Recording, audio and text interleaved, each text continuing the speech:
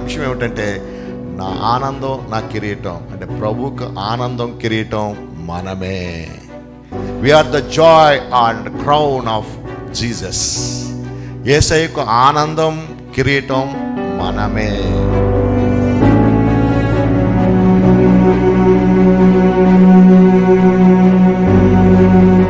ఏక మనసు కలిగి ఉండండి.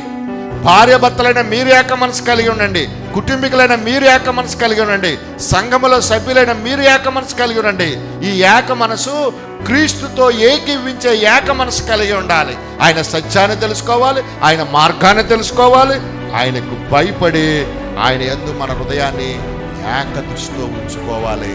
ఇప్పుడు మనకు సంతోషము, సమాధానము మన సంఘం మీద, మన కుటుంబాల మీద, మన వ్యక్తిగత జీవితాల మీద ఉంటాయి. హల్లెలూయా.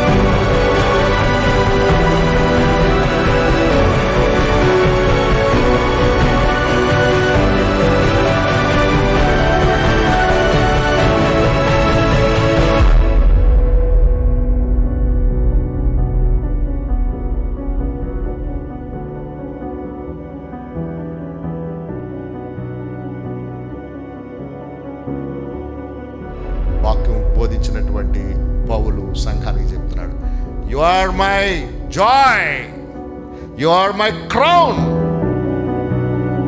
ఎందుకంటే మీరు క్రీస్తు యొక్క దయారస వెరిగిన వారు, మీరు నిష్కపటమైన నిర్దోషమైన ప్రార్థనా పరులు.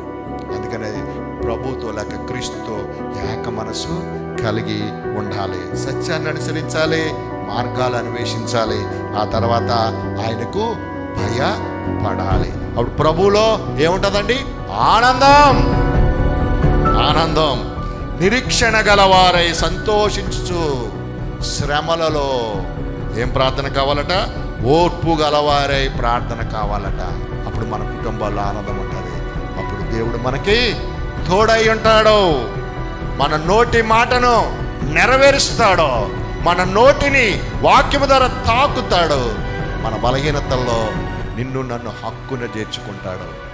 ఈ మాటల ద్వారా ఉదయకాల సమయంలో సంఘము వాక్యం విన్నవారు బలపడాలని మనస్ఫూర్తిగా కోరుకుంటున్నాను. దేవుడు మిమ్మల్ని అందరినీ దీవించును గాక.